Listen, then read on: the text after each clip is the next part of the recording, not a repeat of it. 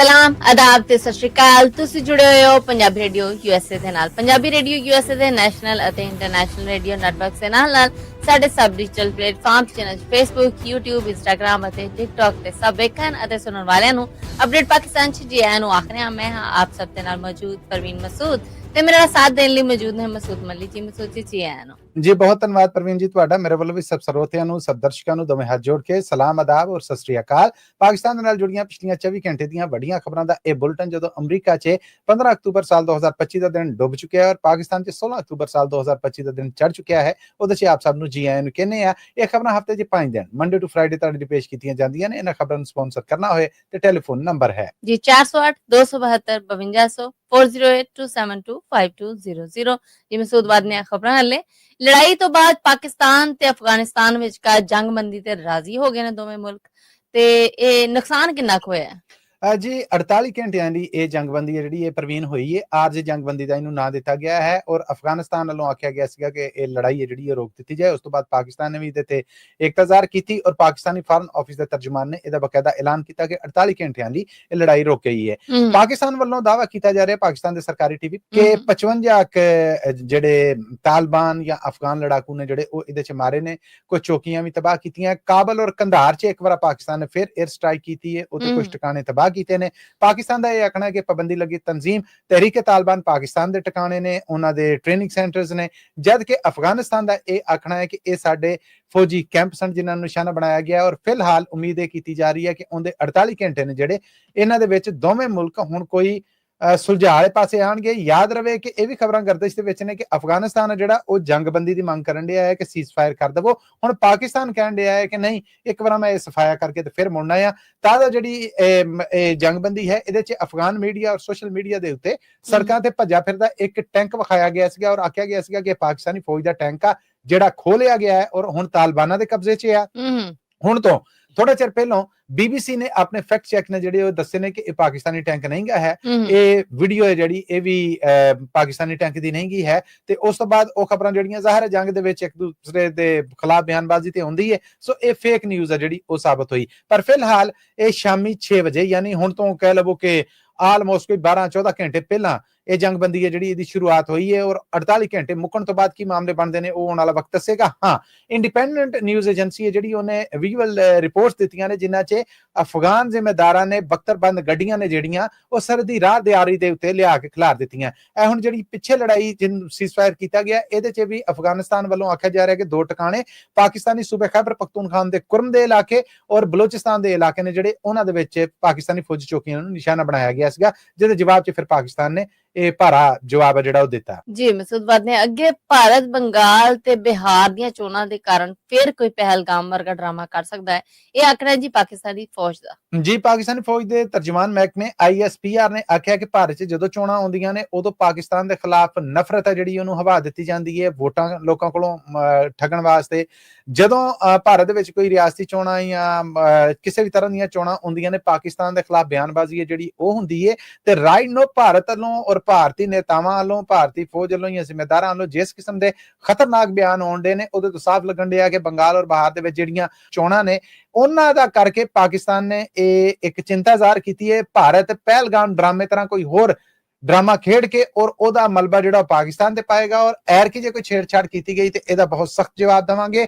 ਹੁਣ ਇਹ ਬਿਆਨ ਉਸ ਵੇਲੇ ਆਇਆ ਹੈ ਜਦੋਂ ਇੱਕ ਪਾਸੇ ਅਫਗਾਨਿਸਤਾਨ ਨਾਲ ਮਹਾਜ਼ ਖੁੱਲਾ ਹੈ, ਉਧਰੋਂ ਇਸ ਪਾਸੇ ਇਹ ਵੀ ਇਤਲਾਵਾਂ ਨੇ ਕਿ ਅੰਮ੍ਰਿਤਸਰ 에ਅਰਪੋਰਟ ਦੇ ਉੱਤੇ ਲੜਾਕਾ ਹਵਾਈ ਜਹਾਜ਼ ਨੇ ਜਿਹੜੇ ਭਾਰਤ ਦੇ ਉਹ ਡਰਿਲ ਕਰਨ ਦੇ ਨੇ। ਪਾਕਿਸਤਾਨ ਨੇ ਵੀ 에ਅਰਫੋਰਸ ਨੂੰ ਚੁਕੰਨਿਆ ਕਰ ਦਿੱਤਾ ਹੈ ਤੇ ਇਹ ਮਾਮਲੇ ਨੇ ਜਿਹੜੇ ਇਹ ਬਣਦੇ ਵਿਗੜਦੇ ਪੂਰੇ ਖਿੱਤੇ ਦੇ ਵਿੱਚ ਨੇ ਜਿਹੜੇ ਅੱਗ ਖੂਨ ਦਾ ਖੇਡ ਹੈ ਜਿਹੜਾ ਰੱਬ ਨਾ ਕਰੇ ਕਿ ਉਹ ਸਾਬਤ ਹੋਣ। ਪਰ ਪਾਕਿਸਤਾਨ ਨੇ ਇੱਕ ਵਾਰ ਆਲਮੀ ਤਾਕਤਾਂ ਨੂੰ ਖਬਰਦਾਰ ਕੀਤਾ ਹੈ ਕਿ ਭਾਰਤ ਕੋਈ ਇਹੋ ਜਿਹਾ ਡਰਾਮਾ ਜਿਹੜਾ ਉਹ ਕਰ ਸਕਦਾ ਹੈ। CM KPK ਨੇ ਮਰਤਬੇ ਦੀ ਸਹੁੰ ਚੁੱਕ ਲਈ, ਇਮਰਾਨ ਖਾਨ ਹੋਰਾਂ ਨੂੰ ਮਿਲਣ ਜਾਣਾ ਹੈ, ਜੇਲ੍ਹ 'ਚ ਉਹਨਾਂ ਨੇ।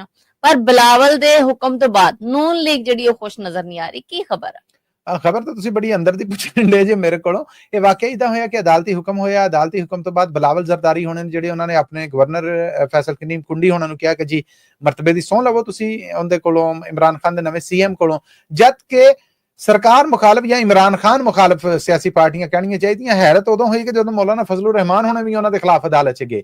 ਉਸ ਪਟੀਸ਼ਨ ਨੂੰ ਰਾਈਟ ਨੂੰ ਅਸੀਂ ਆਪਣੇ ਸੁਣਨ ਵਾਲਿਆਂ ਨੂੰ ਦੱਸ ਰਹੇ ਹਾਂ, ਅਦਾਲਤ ਨੇ ਖਾਰਜ ਕਰ ਦਿੱਤਾ ਕਿ ਜੀ ਇਹ ਤੁਹਾਡਾ ਕੋਈ ਇਤਰਾਜ਼ ਬਣਦਾ ਨਹੀਂ ਕਿ ਸੀਐਮ ਦੇ ਚੁਣਾਵ ਬਾਰੇ।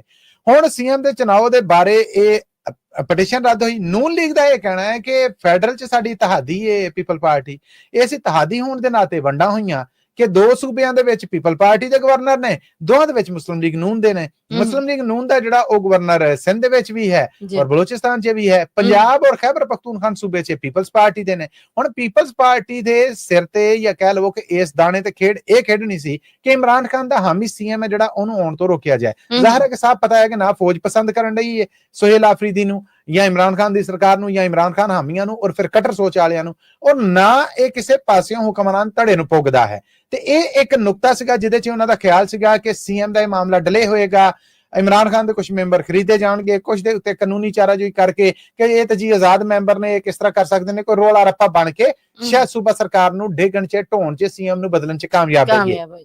ਬਿਲਾਵਲ ਨੇ ਜਦੋਂ ਆਪਣੇ ਗਵਰਨਰ ਨੂੰ ਕਿਹਾ ਕਿ ਸਹੁੰ ਲੈ ਲੈ, ਉਹ ਫਿਰ ਸਭ ਧਰਨ ਤਖਤੇ ਉੱਥੇ ਹੀ ਰਹਿ ਗਏ, ਸਕੀਮਾਂ ਉੱਥੇ ਹੀ ਰਹਿ ਗਈਆਂ। ਹੁਣ ਉਹਨਾਂ ਨੂੰ ਜਿਹੜੀ ਵੀ ਖਬਰ ਹੈ ਤੁਹਾਡੇ ਕੋਲ ਆਈ ਹੈ ਇਹ ਬਿਲਕੁਲ ਠੀਕ ਹੈ ਕਿ ਬਿਲਾਵਲ ਜ਼ਰਦਾਰੀ ਤੇ ਮੁਸਲਿਮ ਲੀਗ ਨੂਨ ਨੂੰ ਅੰਦਰੇ ਅੰਦਰ ਕਚੀਚੀਆਂ ਨੇ ਕਿ ਵੇਖ ਲੈ ਫਿਰ ਤੂੰ ਕੀ ਕੀਤਾ ਹੈ, ਬੇਲੀ ਇਦਾਂ ਦੇ ਨਹੀਂ ਨਾ ਕਰਦੇ। ਹੁਣ ਤੇਰਾ ਗਵਰਨਰ ਸਹੁੰ ਲੈਣ ਡਿਆ ਸੀਐਮ ਤੇ ਫਿਰ ਉਹਨਾਂ ਦਾ ਹੀ ਬਣਾਤਾ ਨਾ। ਸੋ ਇਹੋ ਜਿਹੀ ਸਿਆਸੀ ਟਸਰ ਜਾਂ ਸਿਆਸੀ ਪੀੜ ਹੈ ਜਿਹੜੀ ਉਹ ਤੇ ਚੱਲ ਰਹੀ ਜੀ।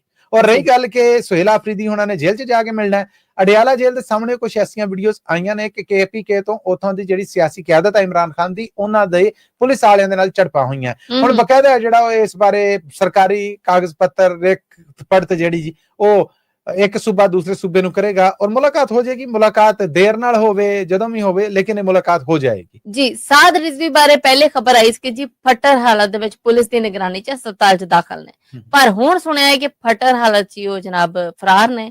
ਤੇ ਨਾਲ ਇਹ ਵੀ ਸੁਣਨ ਚ ਆ ਰਿਹਾ ਕਿ ਜੀ ਉਹਨਾਂ ਦੇ ਘਰ ਦੇ ਵਿੱਚੋਂ ਕਰੋੜਾਂ ਰੁਪਈਆਂ ਦੀ ਨਕਦੀ ਤੇ ਸੋਨਾ ਚਾਂਦੀ ਲੱਭੇ ਨੇ। ਇਹ ਕੀ ਖਬਰ? ਤਹਿਰੀਕੇ ਤਾਲਿਬਾਨ ਪਾਕਿਸਤਾਨ ਨੇ ਅਮਰੀਕਨ ਐਮਬੈਸੀ ਦੇ ਸਾਹਮਣੇ ਇਹਤਜਾਜ ਕਰਨ ਦੀ ਕਾਲ ਦਿੱਤੀ ਸੀਗੀ। ਪੁਲਿਸ ਵੱਲੋਂ ਮੁਰੀਦਕੇ ਦੇ ਵਿੱਚ ਇਹਨਾਂ ਦੇ ਨਾਲ ਝੜਪਾਂ ਹੋਈਆਂ, ਗੋਲੀ ਚੱਲੀ, ਦੋਵੇਂ ਪਾਸਿਓਂ ਹਲਾਕਤਾਂ ਦੇ ਦਾਅਵੇ ਆਏ, ਸੈਂਕੜਾਂ ਲੋਕਾਂ ਦੇ ਫੱਟਰ ਹੋਣ ਦੀਆਂ ਇਤਲਾਹਾਂ ਆਈਆਂ। ਉਸ ਤੋਂ ਬਾਅਦ ਇਹ ਆਖਿਆ ਗਿਆ ਕਿ ਸਾਦ ਰਿਜ਼ਵੀ ਨੂੰ ਵੀ ਗੋਲੀ ਵੱਜ ਗਈ ਹੈ ਔਰ ਫੱਟਰ ਹਾਲਤ 'ਚ ਹਸਪਤਾਲ ਦਾਖਲ ਹੈ। ਹੁਣ ਪੁਲਿਸ ਅਧਿਕਾਰੀਆਂ ਦਾ ਆਖਣਾ ਹੈ ਕਿ ਜੀ ਅਸੀਂ ਨਾਕਾਬੰਦੀ ਕਰਕੇ ਘੇਰਾਬੰਦੀ ਕਰਕੇ ਪਤਾ ਲਾ ਲਿਆ ਇਸੇ ਏਰੀਏ 'ਚ ਕਿਤੇ ਦੋਵੇਂ ਭਰਾ ਲੁਕੇ ਪਏ ਨੇ, ਯਾਨੀ ਸਾਦ ਰਿਜ਼ਵੀ ਤੇ ਉਹਦਾ ਨਿੱਕਾ ਭਰਾ। ਬਿਹਤਰ ਹੈ ਕਿ ਆਪੇ ਗ੍ਰਿਫਤਾਰੀਆਂ ਦੇ ਦੇਣ ਤੇ ਇਲਾਜ ਦਾ ਦਵਾ ਦਾਰੂ ਹੈ ਜਿਹੜਾ ਉਹ ਵੀ ਕਰਵਾਉਣ। ਇੱਕ ਹੋ ਗਿਆ। ਨੰਬਰ 2, ਹਕੂਮਤ ਦਾ ਇਹ ਆਖਣਾ ਹੈ ਤਲਾਲ ਚੌਧਰੀ ਜਿਹੜੇ ਕਿ ਜੀ ਜੱਥਿਆਂ ਦੇ ਹੱਥੋਂ ਬਲੈਕਮੇਲ ਨਹੀਂ ਹੋਵਾਂਗੇ। ਇਹ ਅਮਰੀਕਨ ਐਮਬੈਸੀ ਤੱਕ ਹੀ ਇਹਨਾਂ ਨੇ ਇhtਜਾਜ ਦੀ ਇਜਾਜ਼ਤ ਹੀ ਨਹੀਂ ਲਈ ਔਰ ਉਸ ਤੋਂ ਬਾਅਦ ਤੋੜ ਫੋੜ ਔਰ ਹਮਲੇ ਕਰਕੇ ਸਮਝਦੇ ਨੇ ਕਿ ਸਰਕਾਰ ਨੂੰ ਨੀਵਿਆਂ ਕਰ ਲੈਣਗੇ। ਇਹ ਨਹੀਂ ਹੋਣਾ।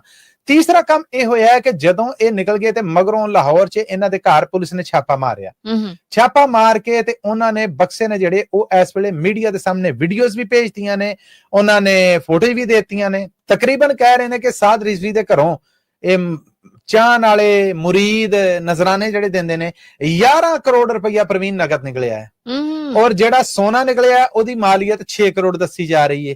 1.5 ਕਰੋੜ ਦੀ ਚਾਂਦੀ ਤੇ ਕੀਮਤੀ ਘੜੀਆਂ ਨੇ ਜਿਹੜੀਆਂ ਉਹ ਵੀ ਨੇ। ਇਹ ਸਾਰੀਆਂ ਉਹ ਨਕਦੀਆਂ ਜਿਹੜੀਆਂ ਉਹਨਾਂ ਦੇ ਘਰੋਂ ਨਿਕਲੀਆਂ ਨੇ ਤੇ ਇਹ ਹੁਣ ਕਹਿ ਰਹੇ ਨੇ ਕਿ ਇਹ ਪੈਸੇ ਨੇ ਜਿਹੜੇ ਇਹ ਕਹਿਣਾ ਕਿ ਸਿਰਫ ਮੁਰੀਦਾਂ ਨੇ ਨਜ਼ਰਾਨਾ ਦਿੱਤਾ ਆ, ਨਜ਼ਰਾਨਾ ਦਿੱਤਾ ਤੇ ਇਹਨਾਂ ਨਜ਼ਰਾਨਾ ਘਰ ਕਿਉਂ ਰੱਖਿਆ। ਪੁਲਿਸ ਹੁਣ ਇਹ ਕਹਿ ਰਹੀ ਹੈ ਕਿ ਇਹ ਪੈਸੇ ਨੇ ਜਿਹੜੇ ਇਹ ਕੋਈ ਗੈਰ ਮੁਲਕੀ ਇਹਨਾਂ ਨੇ ਪੈਸੇ ਫੜੇ ਨੇ, ਪਾਕਿਸਤਾਨ ਦੇ ਵਿੱਚ ਅਫਰਾ ਤਫਰੀ ਖਿਲਾਰਨ ਦਾ ਸਮਝੌਤਾ ਕੀਤਾ ਆ। ਇਹ ਮੁਲਕ ਦੁਸ਼ਮਣੀ ਦਾ ਪੈਸਾ ਜਿਹੜਾ ਇਹਨਾਂ ਕੋਲ ਆਇਆ, ਜਦ ਕਿ ਬਹੁਤ ਸਾਰੇ ਅਹਿਲ ਸੁਨਨਤ ਫਿਰਕੇ ਦੇ ਜਿਹੜੇ ਕਹਿ ਲਵੋ ਕਿ ਧਾਰਮਿਕ ਲੀਡਰ ਨੇ, ਆਲਮ ਨੇ, ਉਲਮਾ ਨੇ, ਉਹ ਕਹਿੰਦੇ ਨੇ ਕਿ ਸਰਕਾਰ ਇਸ ਸਿਆਸੀ ਪਾਰਟੀ ਦੇ ਨਾਲ, ਧਾਰਮਿਕ ਸਿਆਸੀ ਪਾਰਟੀ ਦੇ ਨਾਲ ਗੱਲਬਾਤ ਕਰਕੇ ਮਾਮਲੇ ਨੇ ਜਿਹੜੇ ਉਹ ਨਿਬੇੜੇ। ਦੂਸਰੇ ਪਾਸੇ ਇਸ ਫਿਰਕੇ ਦੇ ਮੁਖਾਲਿਫ ਫਿਰਕੇ ਜਾਂ ਬਾਕੀ ਫਿਰਕੇ ਨੇ ਜਿਹੜੇ ਉਹਨਾਂ ਨੇ ਵੀ ਇਸ ਗੱਲ ਦੀ ਨਿੰਦਿਆ ਕੀਤੀ ਹੈ ਕਿ ਦੇਖੋ ਮਸਜਿਦ ਦੇ ਇਮਾਮਾਂ ਦੀ ਜਾਂ ਮੌਲਵੀਆਂ ਦੀ ਕੋਈ ਤਨਖਾਹ ਤੇ ਹੁੰਦੀ ਨਹੀਂ, ਲੋਕਾਂ ਦੇ ਇਦਾਂ ਨਜ਼ਰਾਨੇ ਤੇ ਸਭ ਚੱਲਦਾ ਆ। ਇਹ ਕਰਕੇ ਹਕੂਮਤ ਸਾਨੂੰ ਨੰਗਿਆਂ ਕਰਨ ਲਈ ਹੈ। ਅੱਜ ਤੱਕ ਕੋਈ ਕਾਨੂੰਨ ਤੇ ਐਸਾ ਬਣਿਆ ਨਹੀਂ ਕਿ ਜਿਹਦੇ ਚ ਸਾਡੇ ਖਾਣ ਪੀਣ, ਸਾਡੇ ਰੋਟੀ ਕੱਪੜੇ ਦੀ ਕੋਈ ਫਿਕਰ ਜਿਹੜੀ ਉਹ ਕੀਤੀ ਗਈ ਹੋਏ। ਤੇ ਇਹ ਇੱਕ ਧਾਰਮਿਕ ਧੜਾ ਜਿਹੜਾ ਉਹ ਇਹਦੀ ਨਿੰਦਿਆ ਕਰ ਰਿਹਾ। ਹਕੂਮਤ ਇਹ ਕਹਿ ਰਹੀ ਹੈ ਕਿ ਇਹ ਇੰਨੇ ਪੈਸੇ ਆਏ ਕਿੱਥੋਂ। ਜੀ ਮਸੂਦ, ਜਿੱਦਾਂ ਕਿ ਮੌਸਮ ਜ਼ਾਹਿਰ ਇੱਥੇ ਵੀ ਚੇਂਜ ਹੋ ਰਿਹਾ ਹੈਗਾ ਤੇ ਪਾਕਿਸਤਾਨ ਦੇ ਵਿੱਚ ਵੀ ਮੌਸਮ ਦੇ ਬਦਲਾਅ ਦੇ ਨਾਲ ਨਾਲ ਲੋਕੀ ਜਿਹੜੇ ਨੇ ਸੈਰ ਸਪਾਟੇ ਨੂੰ ਕਈ ਵਾਰੀ ਨਿਕਲਦੇ ਨੇ, ਨਾਰਾਨ ਕਾਗਾਨ ਵਾਲੇ ਪਾਸੇ ਨੂੰ ਜਾਂਦੇ ਨੇ। ਤੇ ਇਹ ਵੇਖ ਕੇ ਹੁਣ ਇੱਕ ਨਵੀਂ ਸ਼ੈ ਵੇਖਣ ਨੂੰ ਆਈ ਹੈ ਕਿ ਜੀ ਨਿਕਾਹਨਾਮਾ ਤੁਹਾਨੂੰ ਨਾਲ ਲਾਜ਼ਮੀ ਰੱਖਣਾ ਪਏਗਾ। ਇਹ ਕੀ ਖਬਰ ਹੈ? ਇਹ ਜੀ ਅਸਲ 'ਚ ਸੋਸ਼ਲ ਮੀਡੀਆ ਤੇ ਇੱਕ ਪੋਸਟ ਪਈ ਸੀਗੀ ਜਿਹਦੇ 'ਚ ਲਿਖਿਆ ਵੱਡਾ ਸਾਰਾ ਇੱਕ ਨੀਲੇ ਰੰਗ ਦਾ ਬੋਰਡ, ਨਾਰਾਨ marriage certificate required for entry, ਕਿ ਜੇ ਤੁਸੀਂ ਇਸ ਪਾਸੇ ਵੜਨਾ ਇਸ ਇਲਾਕੇ 'ਚ, ਬਹੁਤ ਖੂਬਸੂਰਤ ਪਹਾੜੀ ਇਲਾਕਾ ਹੈ ਨਾਰਾਨ ਕਾਗਾਨ ਦਾ, ਬਰਫ਼ ਪੈਂਦੀ ਲੋਕ ਉਦੋਂ ਜਾਂਦੇ, ਬਦਲਦੇ ਮੌਸਮਾਂ ਤੇ ਲੋਕ ਲਾਜ਼ਮੀ ਜਾਂਦੇ, ਗਰਮੀਆਂ 'ਚ ਬਹੁਤ ਰਸ਼ ਹੁੰਦਾ। ਤੇ ਆਖਿਆ ਗਿਆ ਕਿ ਜੀ ਉਹ ਤੇ ਹੁਣ ਵਿਆਹ ਬਾਰੇ ਜੋੜੇ ਨੇ ਜਿਹੜੇ ਸਿਰਫ ਉਹੀ ਆ ਸਕਣਗੇ। ਇਹ ਇੰਨੀ ਕੁ ਵੀਡੀਓ ਹੈ ਜਿਹੜੀ ਇਹ ਵਾਇਰਲ ਹੋਈ ਕਿ ਜੀ ਹੁਣ ਨਿਕਾਹਨਾਮਾ ਲੈ ਕੇ ਜਾਓ। ਅੰਦਾਜ਼ਾ ਕਰੋ ਕਿ 27 ਸਤੰਬਰ ਨੂੰ ਇਹ ਅਪਲੋਡ ਹੋਈ ਔਰ 30,000 ਤੋਂ ਵੱਧ ਆ ਜਿਹੜੇ ਉਹ ਇਹਦੇ ਵਿਊ ਸ਼ੇਅਰ 3,700 ਤਬਸਰੇ 1200 ਵਾਰੇ ਸ਼ੇਅਰ ਹੋ ਗਏ, ਮਤਲਬ ਅੱਗ ਲੱਗ ਗਈ, ਹੱਲਾ ਮਚ ਗਈ। ਇਸ ਤੋਂ ਬਾਅਦ ਹੁਣ ਬਕਾਇਦਾ ਸਰਕਾਰੀ ਜ਼ਰੀਏ ਨੇ ਜਿਹੜੇ ਉਹ ਸਾਹਮਣੇ ਆਏ, ਮਾਨਸੇਰਾ ਪੁਲਿਸ ਹੈ ਜਿਹੜੀ ਉਹ, ਫਿਰ ਡਿਸਟ੍ਰਿਕਟ ਪੁਲਿਸ ਆਫਿਸਰ ਆ ਜਿਹੜੇ ਉਹ, ਔਰ ਬਕਾਇਦਾ ਕਮਿਸ਼ਨਰ ਜਿਹੜੇ ਉਹਨਾਂ ਨੂੰ ਆਖਣਾ ਪਿਆ ਕਿ ਨਹੀਂ ਜੀ ਲੋਕ ਜਿੱਦਾਂ ਮਰਜ਼ੀ ਆਉਣ, ਇਹੋ ਜਿਹਾ ਕੋਈ ਮਾਮਲਾ ਨਹੀਂ ਹੈ, ਨਾ ਇਸ ਮੁਲਕ ਦਾ ਕਾਨੂੰਨ ਹੀ ਇਹ ਇਜਾਜ਼ਤ ਦਿੰਦਾ। ਇਹ ਇੱਕ ਫੇਕ ਨਿਊਜ਼ ਆ, ਇੱਕ ਫੇਕ ਪੋਸਟ ਆ ਜਿਹਦੇ ਨਾਲ ਪੂਰਾ ਰੋਲਾ ਰੱਪਾ ਜਿਹੜਾ ਉਹ ਨਿਬੇੜਿਆ ਗਿਆ। ਖੈਬਰ ਪਖਤੂਨਖਵਾ ਦਾ ਇਹ ਇਲਾਕਾ ਹੈ ਔਰ ਫਿਰ ਤੁਰੰਤ ਤੋਂ ਹੀ ਇਸ ਇਲਾਕੇ ਦੀ ਇਨਕਮ ਜਿਹੜੀ ਉਹ ਹੈ ਆ ਹੋਲਡਿੰਗ ਹੈ, ਸਾਰੇ ਬਿਜ਼ਨਸ ਨੇ। ਤੇ ਉਹਨਾਂ ਆਖਿਆ ਜੀ ਐਸਾ ਕੋਈ ਮਾਮਲਾ ਨਹੀਂ ਕਿ ਗੱਡੀ ਤੁਹਾਡੀ ਜਦੋਂ ਨਾਰਾਨ ਕਾਗਾਨ ਚੈੱਕ ਉਹਦੇ ਤੇ ਆਏਗੀ, ਟੂਲ ਪਲਾਜ਼ੇ ਤੇ ਜਾਂ ਚੈੱਕ ਪੋਸਟ ਤੇ ਪਹਿਲਾਂ ਤੁਹਾਡਾ ਨਿਕਾਹਨਾਮਾ ਵੇਖਿਆ ਜਾਏਗਾ, ਫਿਰ ਤੁਹਾਨੂੰ ਜਾਣ ਦੀ ਇਜਾਜ਼ਤ ਦਿੱਤੀ ਜਾਏਗੀ, ਨਹੀਂ ਤੇ ਉੱਥੋਂ ਹੀ ਮੋੜ ਦਿੱਤਾ ਜਾਏਗਾ। ਐਸੀ ਕੋਈ ਗੱਲ ਨਹੀਂ। ਬਹਰਹਾਲ ਇਹ ਪੋਸਟ ਸਾਹਮਣੇ ਆਈ ਤੇ ਵਾਇਰਲ ਬੜੀ ਹੋਈ, ਮੀਮਸ ਵੀ ਬਹੁਤ ਬਣੀਆਂ ਇਹਦੇ ਤੇ ਜੀ। ਇਹਦੇ ਨਾਲ ਹੀ ਅਸੀਂ ਆਪਣੇ ਸਰੋਤਿਆਂ ਕੋਲ ਲੈਣੀ ਇਜਾਜ਼ਤ ਅਪਡੇਟ ਪਾਕਿਸਤਾਨ ਚ। ਤੇ ਜਾਣ ਤੋਂ ਪਹਿਲੇ ਉਹੀ ਇੱਕ ਗੱਲ ਜਿਹੜੀ ਸੀ ਹਰ ਵਾਰੀ ਕਰੀਦੀ ਹੁੰਦੀ ਆ, ਇਹ ਖਬਰਾਂ ਤੁਹਾਡੇ ਵਾਸਤੇ ਪੰਜਾਬੀ ਰੇਡੀਓ USA ਦੇ ਨੈਸ਼ਨਲ ਔਰ ਇੰਟਰਨੈਸ਼ਨਲ ਰੇਡੀਓ ਨੈਟਵਰਕ ਦੇ ਨਾਲ ਸਾਡੇ ਡਿਜੀਟਲ ਪਲੇਟਫਾਰਮਸ ਤੇ ਫੇਸਬੁੱਕ ਤੇ YouTube ਤੇ Instagram ਔਰ TikTok ਤੇ ਵੀ ਪੇਸ਼ ਕੀਤੀਆਂ ਜਾਂਦੀਆਂ। ਹਫਤੇ 'ਚ 5 ਦਿਨ ਖਬਰਾਂ ਆਉਂਦੀਆਂ, ਮੰਡੇ ਟੂ ਫਰਾਈਡੇ। ਇਹਨਾਂ ਖਬਰਾਂ ਨੂੰ ਸਪਾਂਸਰ ਕਰਨਾ ਹੋਏ ਤੇ ਸਾਡਾ ਟੈਲੀਫੋਨ ਨੰਬਰ ਜੀ 408-272-5200 4082725200। ਇਹਦੇ ਨਾਲ ਹੀ ਅਪਡੇਟ ਪਾਕਿਸਤਾਨ ਚ ਸਾਨੂੰ ਦਿਓ ਇਜਾਜ਼ਤ। ਅਗਲੇ ਅਪਡੇਟ ਪਾਕਿਸਤਾਨ ਤੱਕ ਲਈ ਮੇਰਾ ਤੁਹਾਡਾ ਸਾਡਾ ਸਾਰਿਆਂ ਦਾ ਰੱਬ ਰਾਖਾ।